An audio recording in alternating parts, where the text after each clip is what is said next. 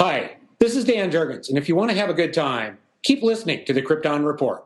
It's a bird. It's a plane. This is Jason J. Lewis, the voice of Superman on Justice League Action. This is Mark Wade, writer of Superman Birthright, and you're listening to The Krypton Report, the All Things Kryptonian podcast, including Superman and Supergirl. We discuss games, movies, cartoons, TV shows, and comics. Find us on Facebook, Instagram, YouTube, and Twitter.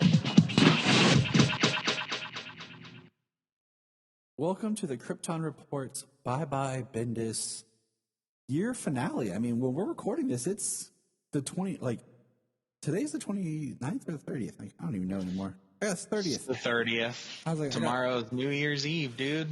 I know. Can I just take a quick moment to tell you how rad my wife is real quick? So, we were just talking about like stuff, and I don't remember how Solomon got a King Shark figure for Christmas.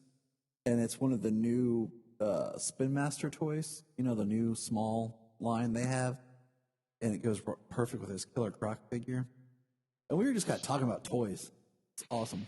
And I told her, I was like, you know, because I got one of the McFarlane figures for Christmas from my super awesome mother-in-law. And I got the animated series Superman.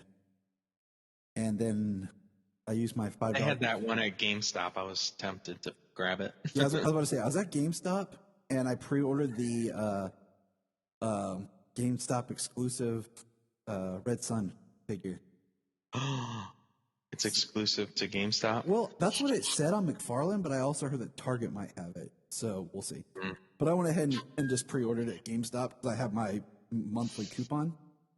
But so I showed Jania my small but large 12-inch Superman figure collection. And I was just pointing out to her, like, how, you know, like I showed her the Superman from the Ultimate, and then I have Superman from BVS. Then I have the Mattel Superman that was the Justice League line. And like little, like how they changed the articulation, but then the paint job sometimes is cheesy and tacky. And then I have a more detailed Superman from the Justice League line. Or maybe it was the BVS line, I'm not sure. But it's a nice figure, but the plastic's like really thin and you can tell it's cheap, like it would break. And then I showed her I have the Superman from Justice League Action. And then I have Mattel did a really small line, like right before they did like the Justice League figures, right when they did the Batman Missions line, before they were, you know, lost the contract. But then I showed her my new like Spin Masters 12-inch Superman. And I mean, it's just, she was like, wow, this is an impressive action figure. I'm like, yes, the paint job is amazing. It's a good plastic. It looks good in the face. The cape is nice. There's tread, like details on the boots. Like, it is an awesome toy. Like, and it's just crazy. Like, just going through that. And that's how awesome my wife is she let me ramble about toys. Yeah, that's great. So, I think she's a keeper. I think so. Yeah. I mean, you married her and had 2 kids with her. I mean, yeah. You're stuck with her now. Yeah, pretty much. But yeah, that's big New Year's Eve tomorrow. You know, going to hang out with some friends. And that's about it. Yeah.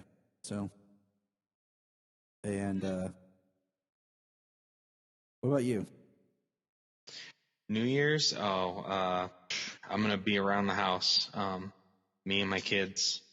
Going to be reading, watching some stuff. I'm sure me and Jimmy will play the Xbox. Maybe we'll get into some Injustice 2 tomorrow. See, yep, me and Solomon. Me, him, and Bella play. That's Solomon's trade off. He's been on a big fighting game kick, and he just beat Injustice 2 today. But he did like the alternate, like I forgot about, where you have that choice where you can be Superman or Batman or whatever, and you can go on and like there's like a few extra steps if you're Superman after you beat Brainiac or whatever, and it's the ultimate or extra alternative ending where you're Superman like part Brainiac. Yeah, it's what the He-Man Masters of the Universe versus Injustice book stems from. stems from the alternate ending I totally where forgot Superman about that. is like in control of Brainiac's technology and stuff. I totally forgot about that. But we finished that out today, and Song was so pumped that he beat the game and stuff. Like he's gotten a lot better with fighting games, you know. Of course, it's on the easy setting, but still, he's learning, you know. He used to have me all the time, like help him, and now very rarely does he ever ask for my help. So he's beat Mortal Kombat versus DC now like 2 or 3 times on both stories by himself, doing the arcade style, you know. Yeah. So it's good times, good stuff. That was fun. I haven't played that game in a long time. Yeah, I got it. It was like, you know, for PlayStation 3, and it was a game that I could play with him down here in the basement. And Right. I know we had it for 360. I just also, side note, I really hate they have not released a PS4 updated version of Arkham Origins. Like, it really bums me that I have to, you know, I can get Arkham City, Asylum, and Knight, which I have, all for, you know, PS4, but I can't get Origins, which I love Origins, actually.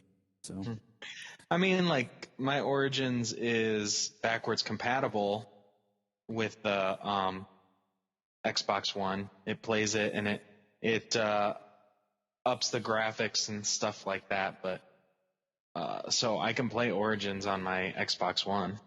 that's cool. Yeah, sometimes I kind of just wish they would just think about, like, they have a good game. Like, you know, sometimes you like to keep the game.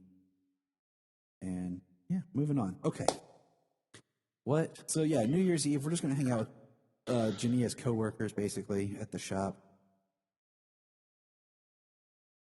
Oh, that sounds fun. Yeah, and just kind of like watch TV, kind of hang out. And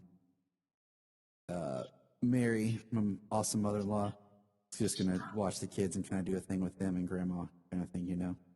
So Yeah. I'm just I'll have some beers and I'll get my kids some sparkling grape juice, and if they stay up to watch the ball drop, they've been staying up late this break, so maybe I can get them to watch the ball drop with me for the first time. I wish the ball drop was kind of like, you know, when you go to Kings Island or any theme park and they have like the Tower of Terror where it takes you up and then just drops you real fast. I wish the ball was like that. Like at like one, they'll release it and it drops down and like explodes. You know, like the whole slow ball drop thing kills me. I'm like, this ain't fun. We need some boom confetti cannons. Right.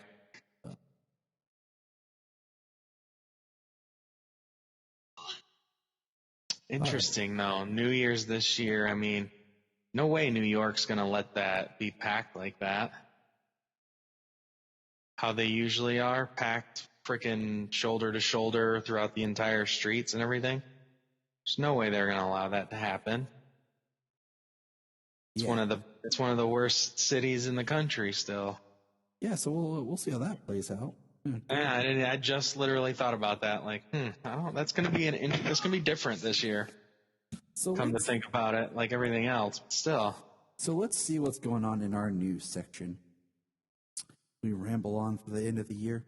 So I guess HBO Max put out a thing where they're gonna have like 2 exclusive DC movies a year that are gonna be just on HBO Max and not theatrical. And the first 2 that's being discussed is Batgirl and Static Shock. And you know what I say to that? Cool. Yeah, dope. You know what I'm saying? Like, I'm like, I get it. Especially, I mean, let's think about this. If they do a Batgirl movie, is it going to stand alone by itself? Is it going to tie to anything else? Will it be a spin-off of the Barbara that we're supposed to meet in Titan? Like, we've not heard anything else other than we were supposed to meet a little bit of an older Barbara in Titans, you know? So, is it her movie? Or is it a separate Batgirl movie, you know? I'm cool with it. I mean, it just makes HBO Max's product that much more profitable and desired. And we're DC fans, you know? Yes. So you know what? There's something I saw today, and I didn't send it to you.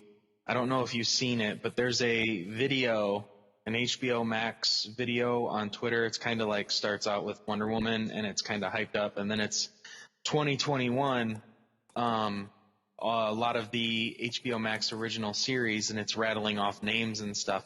And then it goes to Justice League, and it actually says Justice League, the director's cut. Not Zack Snyder's Justice League. Interesting.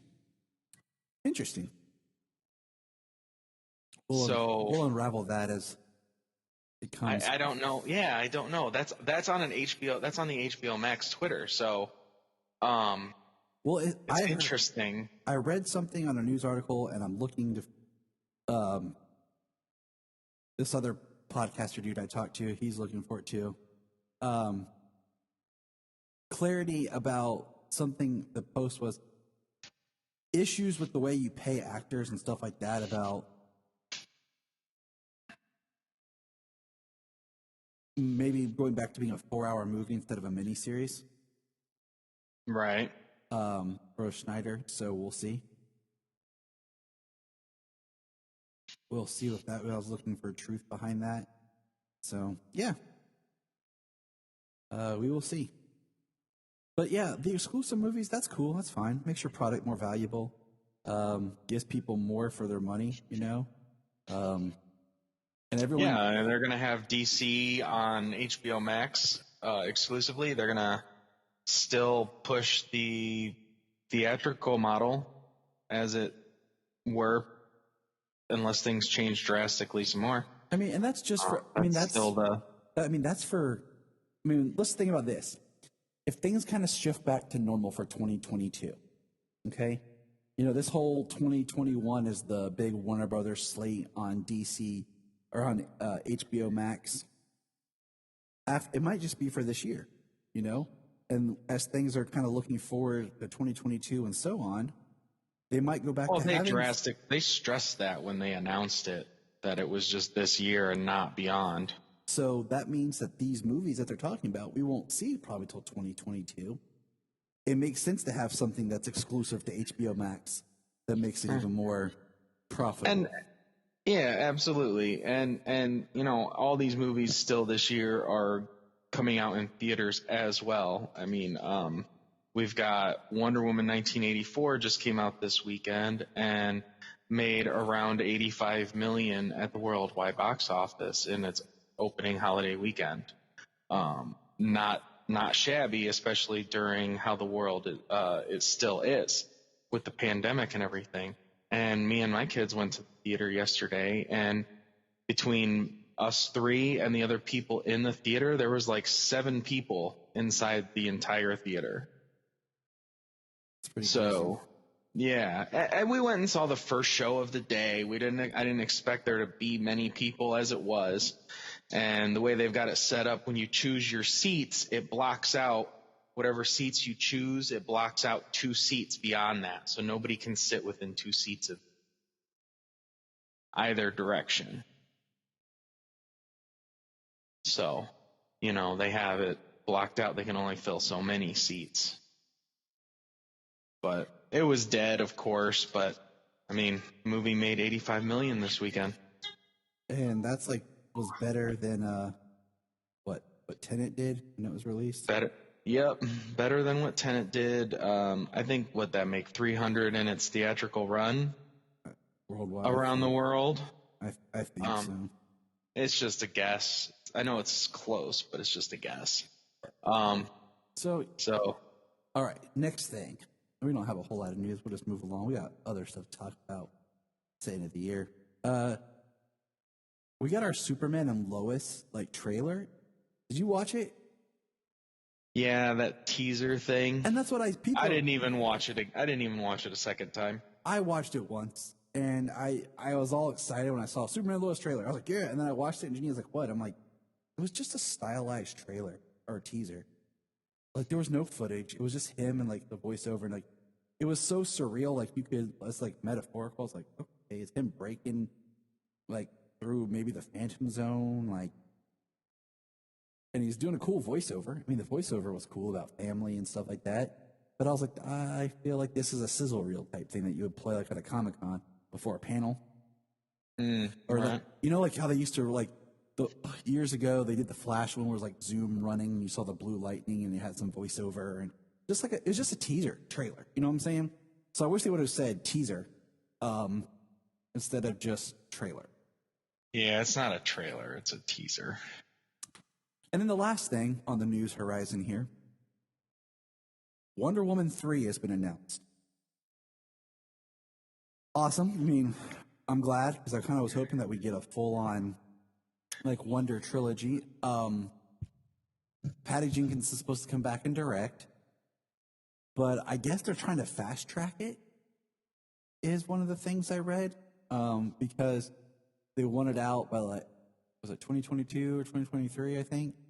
You know, and Patty Jenkins, you know, on her plate right now is supposed to be doing Cleopatra with Gal, and then was going to do Star Wars. Yeah. And the Rogue Squadron film. So I'm just kind of curious, like, how she's going to pull this off. But, you know, maybe she can. Who knows how much prep she can do or what she's going to do. I'm just, this is a side note. I really hope in Rogue Squadron that she brings Chris Pine into the Star Wars universe so he could be both part of Star Trek and Star Wars. That would be pretty cool. And because I love Chris Pine. So, yeah. Just make him a rogue pilot. Anyways, my thoughts. You know, I've seen people, like, I sent you guys a thing that, like, Wonder Woman, the first film, their theme was, let me pull it back up here. We send each other way too much crap that I lose what I want to reference sometimes. That's what happens in group chats, though. I'm in, like our group chat's always awesome going off, and then, like, I'm in a couple other group chats, like, of just people talking, and Janine's like, your phone goes off all the time. I'm like, yeah, because I'm in these chats, and people are commenting constantly. The first Wonder Woman film theme was love. The second was truth, and the idea of the third one was justice. I saw that, and I was like, that's cool. That makes sense. But if I was, thinking of Wonder Woman, thinking of this film series, I think Wonder Woman 3, here's a few things I think need to happen. It needs to be set post-Justice League. So, you know, however Zack Snyder's Justice League or whatever pans out, Wonder Woman needs to take place post-Justice League, and part of the story should be her trying to go back to Themyscira, trying to find it after learning of, like, the Amazons being slaughtered or whatever happened by Steppenwolf. You know, kind of bring it full circle. Well, it would be interesting if, you know, how we discussed Barbara and possible future for that character if she went off to try and find it too. I mean, it would be. I mean, would Barbara have aged? I mean, there's a lot of, like, things out there. It's just if it was, you know, 40 years later, that'd be a different story. Because I feel like if you do another one, like, set like in the 90s or early 2000s, the story, you can do it, but I really think, because when we meet Diana, she's like in BVS and stuff, it's supposed to be like everybody's at a dark point, and that was part of Superman's whole thing, was he was trying to elevate and shine and bring people back together and bring them into the light. And I think we need a modern Diana. We need to stop looking to the past. And it would make more sense after the events of Steppenwolf on the island for her to really try to get back. Absolutely. And you could have a great story with who Diana is now confronting her mother. And then, I mean, even if you want to do something where Themyscira is revealed, and now the Amazons are being thrust into the modern world, and they're having to be, like, blocked off as a sovereign nation or something crazy. I don't know. I think something like that could be really cool. As much as I hate saying it, I definitely think it's the Wonder Woman movie that should not have Chris Pine unless you do a scene of him, like, in a flashback or something that Diana has, just as like something kind of cool, or something where she sees him, a Force Ghost type thing. I don't know. You could think of something cool like that, but, like, as a major player, he should not be back. This should be her film. all eyes on her type thing. No, she got her closure in this movie. Steve definitely does not need to show up. Exactly. The first one she didn't get to say goodbye, and he saved the day. And this one she got the chance to let him go. He was already gone. She finally got the chance to give to get closure. And yeah, that's it. Yeah, exactly. He's completely done. It would be forceful and wrong to put him in another one. Yes, it would be. I agree. We're totally on the same page. Awesome. Love it. All right. So let's move on to comic books. I do want to throw this out there real quick. Until we learn, because right now, DC Universe is no more. We are having to take a break on our Legion watching because I don't own it. It's one of the ones I don't own. And, yeah, it just kind of bums me out because I was enjoying watching that with you and the kids, and we were taking our time, and now it's gone. And I'm kind of feeling the pains of not having DC Universe because I didn't move everything to HBO Max yet. And I just kind of miss that place to go. Like, my TV feels empty. I mean, there are a number of animated things moving over, but they're a couple at a time so far. Yeah, and they're the popular. There's some stuff moving in. Yeah, they're Batman the Animated Series, Batman Beyond. The ones that are kind of like, duh, I like the ones like Legion that you kind of forgot about. Or even it'd be cool if they put Crypto on there. The kids have enjoyed watching Crypto. The stuff people don't think about. That it's fun to kind of discover. There's the ones you're like, duh, of course that's going to be there, because if you didn't, you're an idiot. But, all right, so let's get into our bye-bye Brian Michael Bendis. It's been a haul, man. It's been a 2-year run. It's kind of, it's solid. He kicked off right after Action Comics 1000. He had a short story in there. He did his Man of Steel run miniseries, which is weird. It's a weird miniseries. It feels like it was just kind of like a hybrid story of wrapping up the loose ends from the end of Rebirth, Superman, so that they can do the new Superman, and we all know how the whole Doomsday Clock was weird, so not really it was just a okay weird miniseries. Didn't really introduce Rokal Zar, and he proves to be a character, so he proved to be one of those characters that I could see making a live action like on TV, but you would never pull him into a movie. Right. So let's do... Not unless somebody did some amazing story with him. I mean, you'd have to do an amazing... amazing. Yeah, because, right now he's in stasis, so he's still out there. So let's do Superman 28 first. You want to do this one? Yeah, sure. Because out of the two, which one did you like better? Yeah. I guess I would have to go with Action. Exactly. That's why we're doing Superman first. Because of the Connor Kent stuff and then the father-son stuff. Yep. That's why we're doing Superman first. Yeah. Okay. So let's start with this. Superman, we've got page 1, page 2, page 3, just all exposition. Yeah. Because, okay, from top to bottom. It's beautiful art. Okay. First of all. It's beautiful art. The Superman book has always been beautiful art. And that's one reason I kept buying. Because at one point I thought about dropping it, but then I heard we had an endpoint for Bendis, and I was like, okay. But first of all, the whole Sinmar thing feels very convoluted, very rushed, very just half-butt crammed in at the end. And we have Lana talking, and we're, telling a story while we're just watching the Sinmar stuff play out.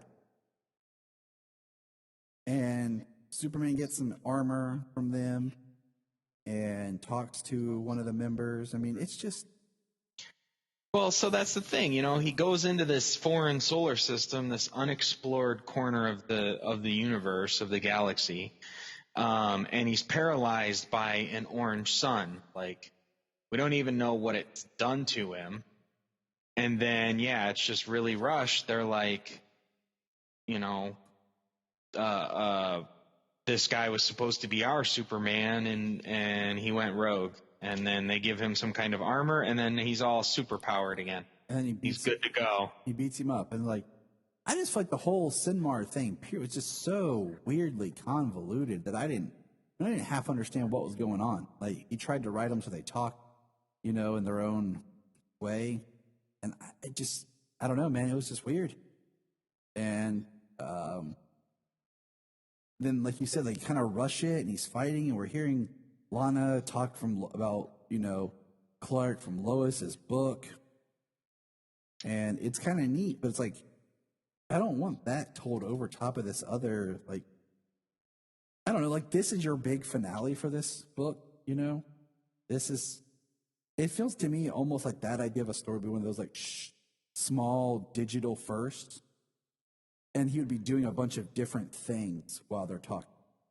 It wouldn't be him. Sometimes those digital books, they seem like the artists are just given a direction and supposed to do some kind of cool thing while the script writer is just supposed to lead the story for the most part in the dialogue and the narrative bubbles and stuff. Yeah. So they just come out quickly. So he fights Sinmar, he takes him down. The United Planet Brigade is here. That was, and it's Hawkman and people from Tamarin, and led by Supergirl and Crypto, who are in armor, who help Cal with a suit of armor. And then we're on the second last page. This is weird. It's a pretty cool looking suit of armor he's got. I mean, yeah, but you only get a long view shot of it from him far away. You don't ever get to see it up close. Yeah, I mean, you get to see hers kind of. And then we get him and Lois together, which is very abrupt. It's very abrupt. It's he's talking to Kara, and and then you turn the page, and it's this girl on the roof playing acoustic guitar, and he's talking to her about liking her music and her sound, and he's saying thank you to her. He's like, when things seem dark, I listen to your song. And then him and Lois float off, and the girl's smiling, playing guitar. That's the last page. I liked that moment of him being, but your music gets me home. I just wanted to say thank you. He appreciates somebody's joyous song. You know what I mean? I liked it's something that helps him wind down at the end of the day, being able to hear this person play her music all alone on the roof, thinking nobody's listening, kind of a thing. You know what I mean? I agree. But my question is it earned? I'm kind of curious to run back through his run. Did she ever pop up before? Was she ever on a rooftop playing, and we just heard a panel or something of him flying by and hear it?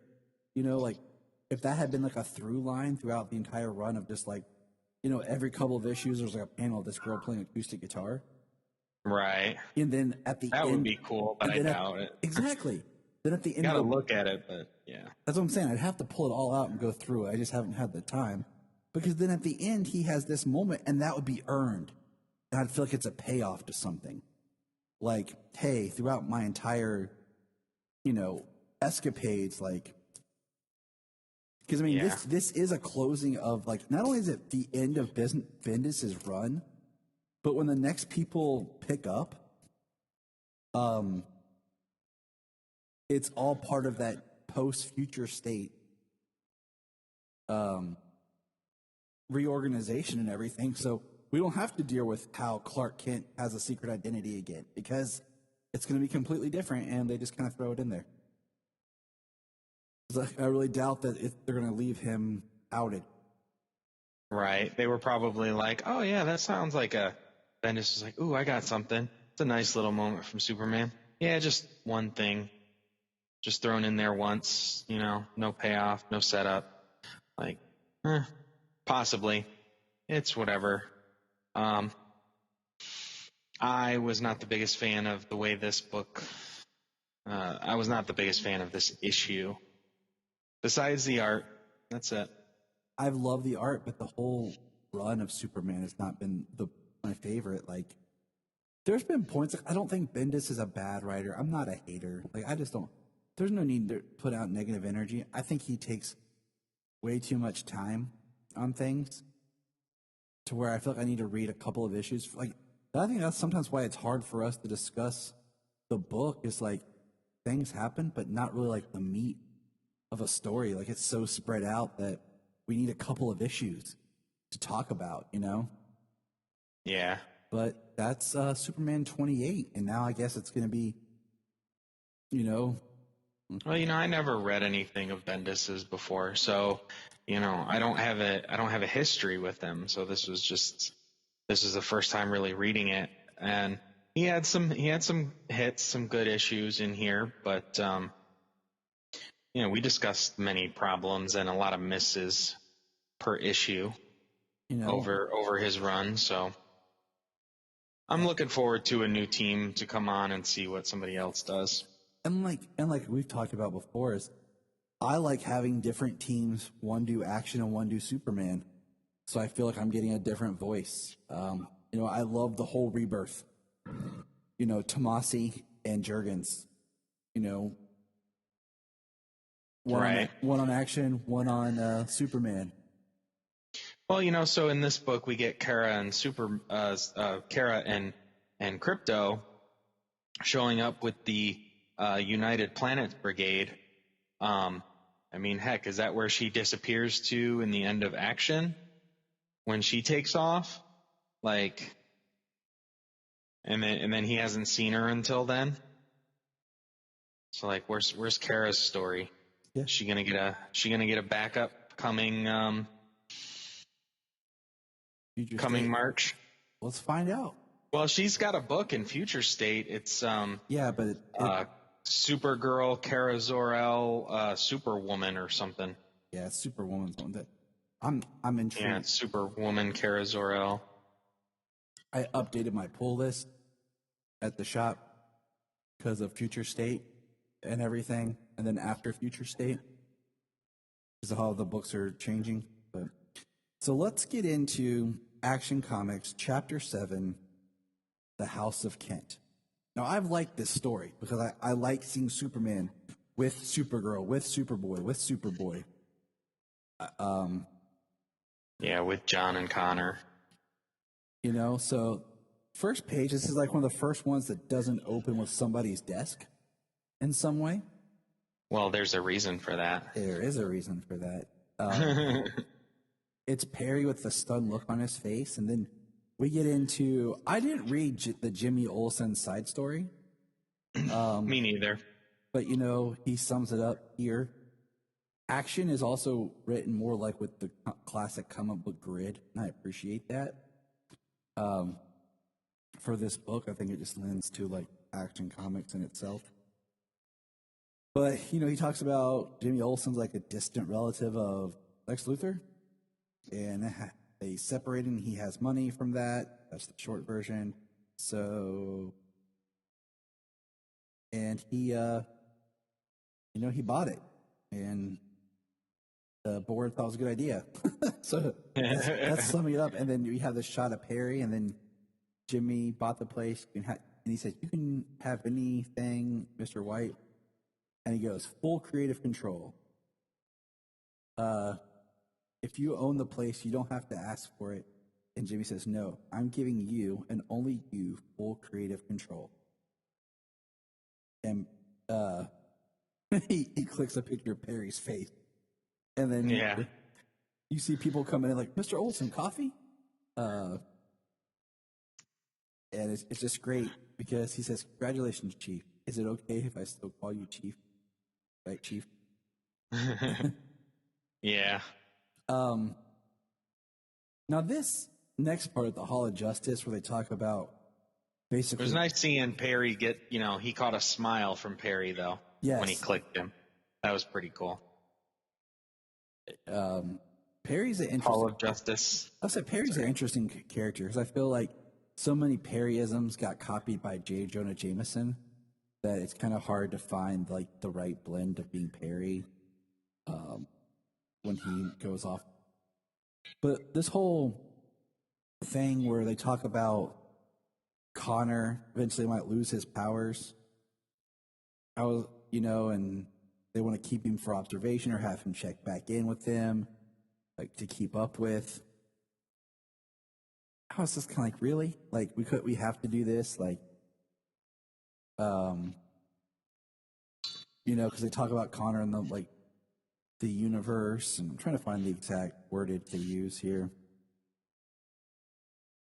You're a one-of-a-kind dude. Every time something happens to you, it's like a scientific event. And I just kind of felt like, oh, so Connor is now like the Green Ranger in the original Power Rangers. He loses powers all the time. It's on the next page where it talks about Connor Kent is proof that the universe rebooted its timeline, corrected itself in the face of what some of us know to be cosmic level catastrophes brought on by external dark forces. And we know that you, Superman, have traveled a multitude of multiverses. You have bounced all over space and time in your quest for truth and justice. And it's kind of a weird panel because we see Connor fly, then we see what looks like Superman, but it could be Superboy, but we don't know, in the air. And then we see Superman in the lab with Mr. Terrific, and then next to Connor. See what I'm saying? Yeah. So it's kind of hard because the way, I just kind of, I like this story, but I hate that the art is Romita Jr. Right. Yeah, I understand. I mean, they had to throw in this Connor could possibly lose his powers, that he's unique because he's a clone, not like Superboy, who is naturally birthed, so to speak, from Superman and Lois. And it's theorized that John could be more powerful because of his hybrid makeup. It's always like that with hybrids. Is that the do the same rules apply to Connor, or just because he's a clone means he's incredibly unique? Like the same rules don't apply. Right. Crazy, right? Right. Next part is Smallville, Kansas, Kent Farm. We see the four descending mom, pa. They all loving on Connor, which is awesome. Like, it's so crazy they remember him. That's so convoluted, but whatever. It's comic. And we got a nice, discussion between Clark and Connor. I'm looking for my wordage here.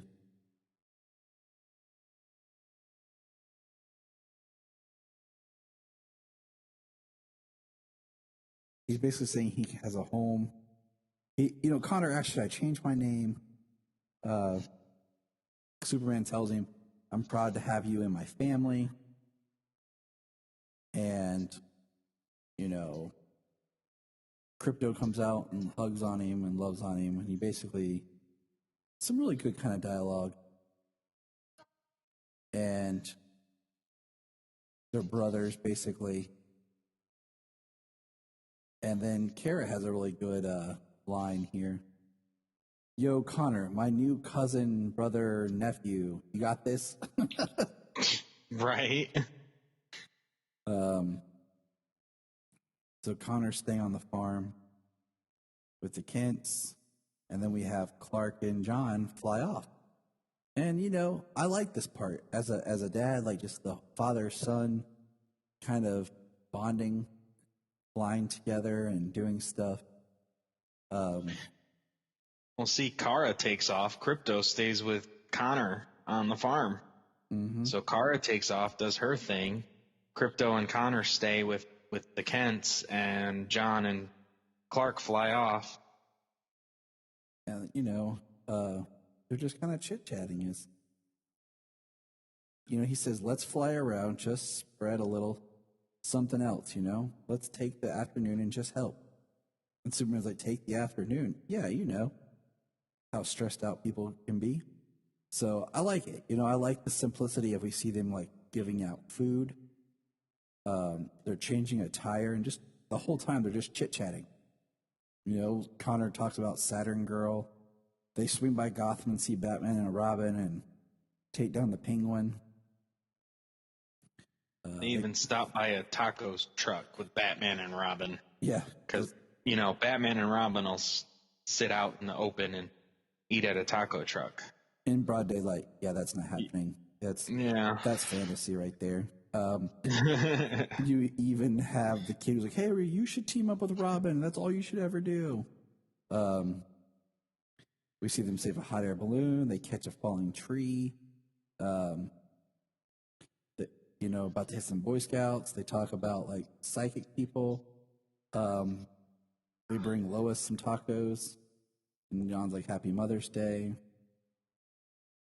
Pick up some thugs. Like, I like it, It's just kind of closure. It's like Superman and his son. And these are just invisible mafia thugs.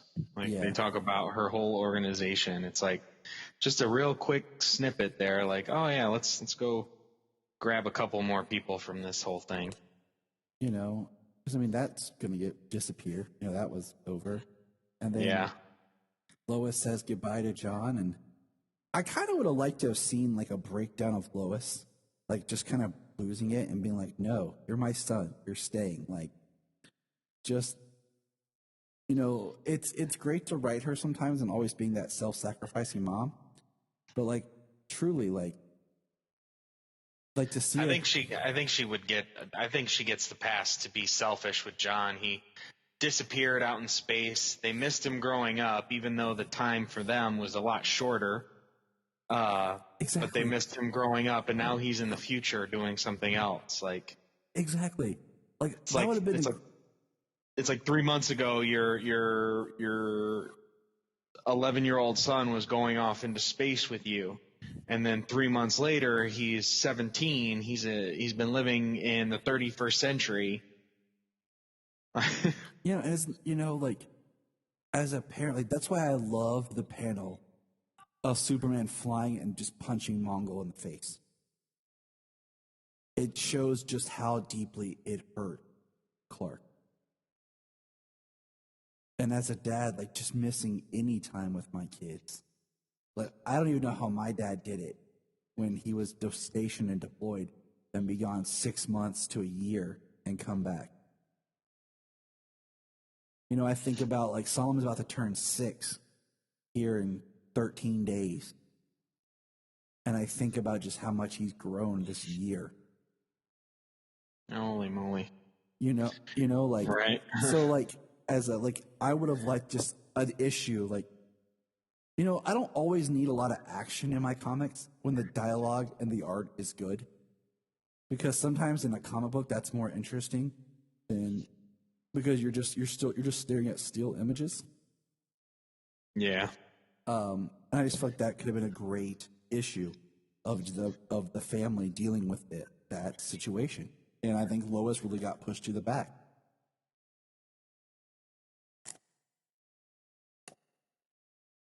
But John flies back. Goes back off to the 31st century. Back to the future. We're now back in the newsroom. And it's weird seeing Clark standing around without his glasses. And we hear major meta-human event happening outside Condoc. And Clark's like, if you'll excuse me. He rips open his shirt, hands it to Lois, and flies out the window. Well, you notice that he's got his cape tucked into his pants.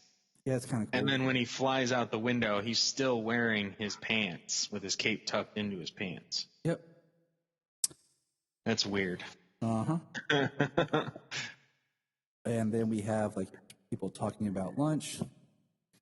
Can we order some great Caesar's toast? Jimmy says. And then our final page is actually a desk. Lois's Clark's desk. Is it Clark's desk? Yeah. I think it's Clark's desk. He's got a bear that says Lois. Okay, it makes sense. I thought it was Lois's desk because of the bear, but yeah, Clark's desk makes sense. It's kind of Bendis saying goodbye and thanks to people, and then even teased his next book, the Justice League book that's open on the web browser. Yeah. I just thought it was his desk because it's empty. He just left. Yeah, it makes sense. You know, there's nothing here besides the bear that says Lois that could indicate it being her desk, but also I would think that maybe he has a bear that says Lois on his desk. So I liked it. Like I said, I liked Action a lot better. It wasn't perfect, but I definitely liked Action better as my closure because I felt like a closure. It felt solid, like you ended a story, you kind of like ended a run. Kind of where we didn't like the last page wasn't like our second to last page. We didn't get more of like a big Superman shot. You know, the last thing we see is just him out the window in his pants. Yeah. So what other event have you been reading? Oh yeah, I know. Brr. It's cold in here. The weird event that is Endless Winter, and my comic book shop guy has screwed me up because I have Endless Winter Part 1, 3, 4, 5, 6, 9.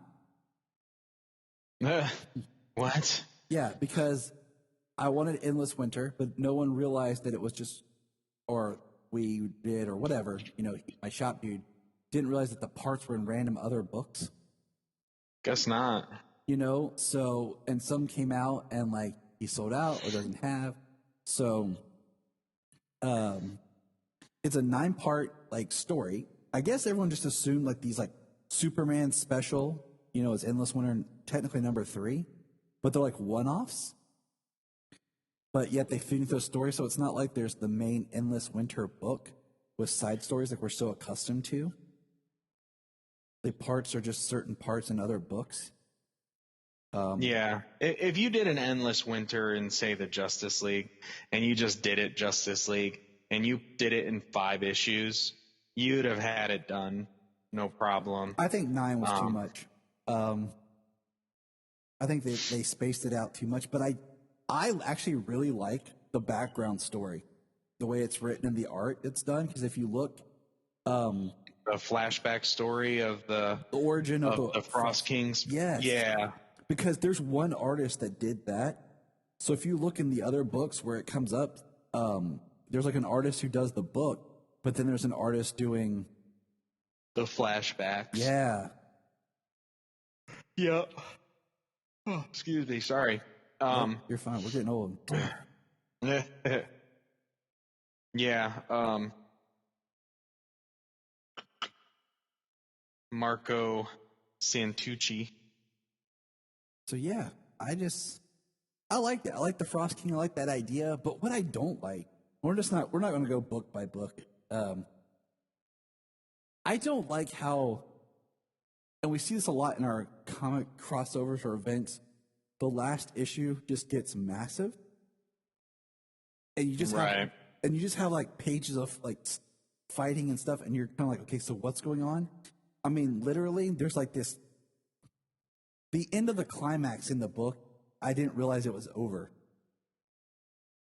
Oh, yeah? Because like it's like she's reaching to touch the Frost King, and then the next thing, it's all done. Time with the world going back. Yeah. It was like they were building up, and it was just like, huh? Yeah, well, you know, the Frost King, it's a story starts back in the 10th century in Greenland, and Edwald Olafsson has cryokinesis, And at first he's like revered in his clan, and then eventually they turn on him, his emotions affecting the weather and stuff, and then eventually they turn on him, and through actions his son is killed, and he basically loses his crap, and he becomes like the Frost King. Yeah, as you would. And he becomes the Frost King. And he's very dangerous, basically spreading winter all over. And Hippolyta, the Viking Prince, Swamp Thing, and Black Adam all team up to take him down, which they free Black Adam from his prison. Which I thought was fascinating. Like, I like that. Like, it's kind of an interesting, like, story with Black Adam, because at the end of the book, Shazam, the wizard Shazam, puts him back into his prison. Yeah. I feel like, okay, side tangent. He builds up throughout this storyline. What's up? Just sometimes it gets very confusing with Shazam's story. Like the wizard giving, Black Adam the, power as their champion, but yet then they have, then the wizard gives Billy his power and like how magic works. I don't know. It gets kind of convoluted sometimes. That's all I was going to say. Yeah. But so and in the past they take him down. His family, they were trying to use his family to kind of bring him back to like human, because he lost control, and then his family falls down a crevice because of Black Adam's irrational behavior, is what he does, and then they send the Frost King down there as well, and the Viking Prince dies. Then Simon Stagg. The interesting thing is Simon Stagg's after Kryptonian crystals left behind by Superman when the fortress was destroyed by Rogolzar. And they find that the fortress was actually on top of where the family fell and where the Frost King was. And the Frost King's like infused with Kryptonian crystals, and his family is alive and frozen in Kryptonian crystals. And because Simon Stagg took them, the Frost King was scouring Earth looking for them. Yeah, it's very interesting. So, I mean, that's why everything was happening. And then most of the issues, it was just them saving people throughout the most part. There was a couple of points in each issue that basically fed the main narrative to the end, especially in the current time, like them not being able to locate him, him popping up avatars everywhere at research facilities looking for his family.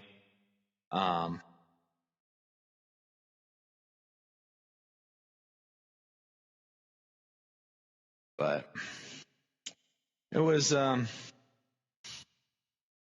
decent story for some filler, I suppose, between death metal and the ending, the wrapping up of some stories and creative teams before Future State and the books pick back up again in March. Yeah, like it felt like maybe something they were going to do bigger that they kind of rushed. That's why we have the really weird way that the books came out. Right. Well, we got 2 Justice League books. We got a Flash book, Superman, Aquaman, Teen Titans, Justice League Dark, and Black Adam even gets his own one-off. Yep. In this. So obviously this story with Black Adam being a person who's going to be in front of the general public in the next couple of years, with The Rock, with Dwayne Johnson playing him. I think they're bringing him to the forefront. He's going to be in Bendis's Justice League in the future. So I think this was a way of kind of setting up another event in his past. Yeah, it feels like they're going to be a big Black Adam shift. He's going to be a very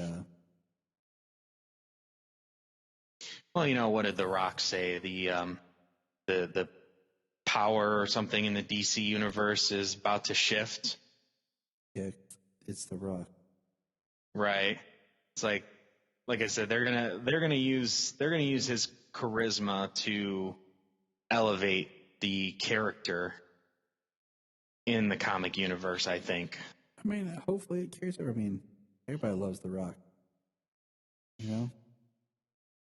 I haven't met anyone who's like, I don't like The Rock. You know, if you do, that means they don't know which Rock you're talking about. Right? You're talking about the Michael Bay movie, right? they're like, The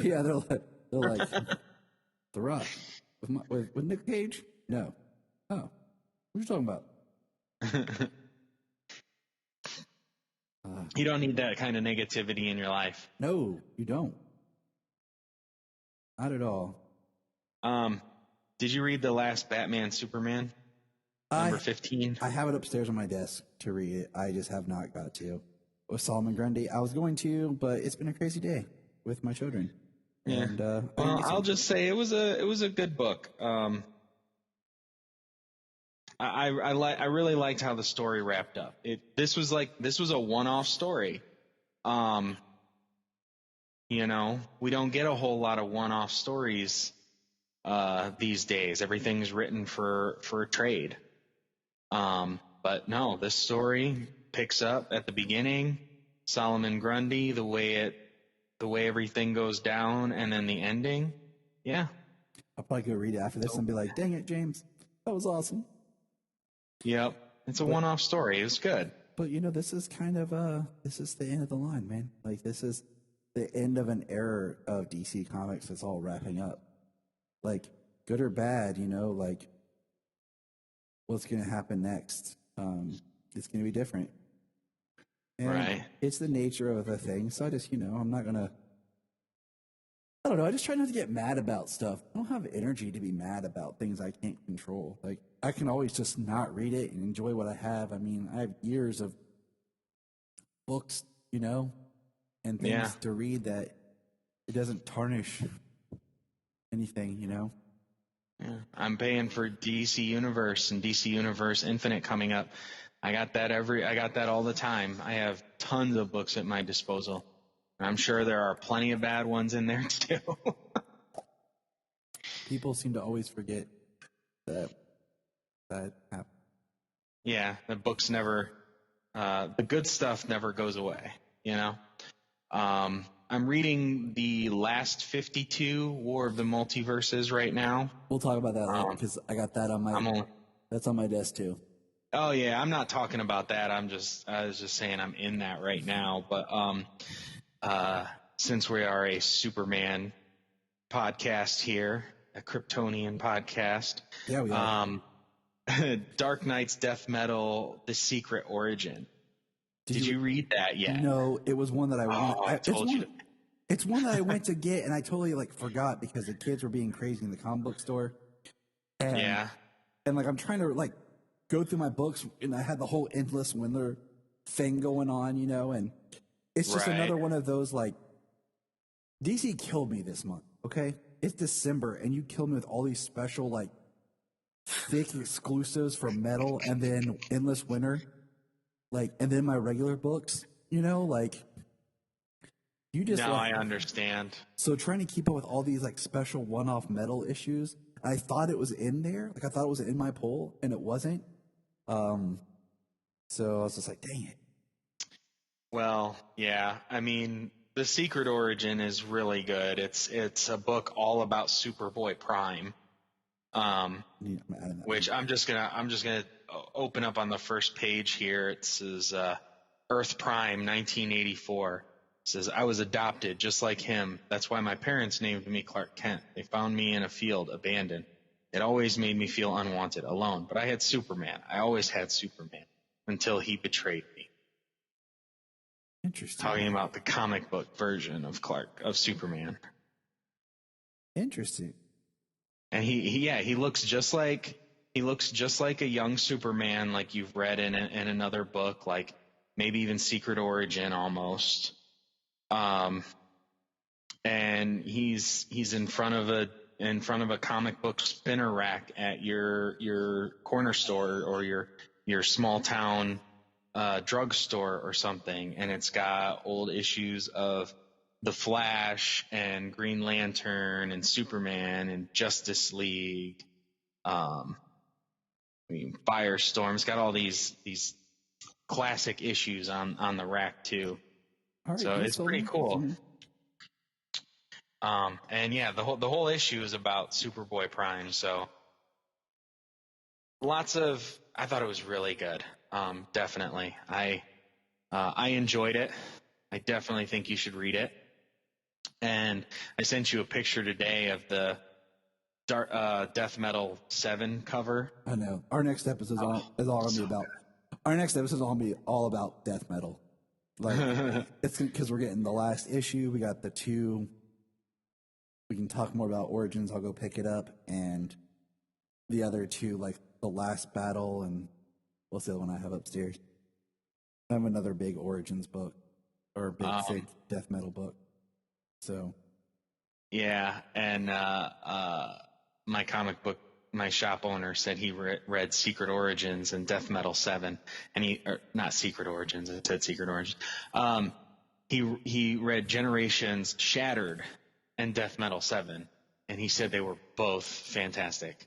He said, "You want to see?" And he flipped the book open for me and just flipped through some pages. I was like, "Sweet." you're like, this is a nice tease, and thanks, right? For being a douche. But that cover for Death Metal 7, I really like that. It's all Wonder Woman on the cover, and it's like Death Metal Wonder Woman, hand palm to palm with like classic Golden Age Wonder Woman, and it looks so cool. This is the last thing I want to say real quick. After looking, I put a video on our timeline today for our social media.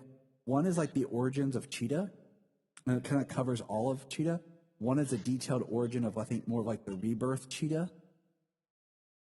That should have been its own movie.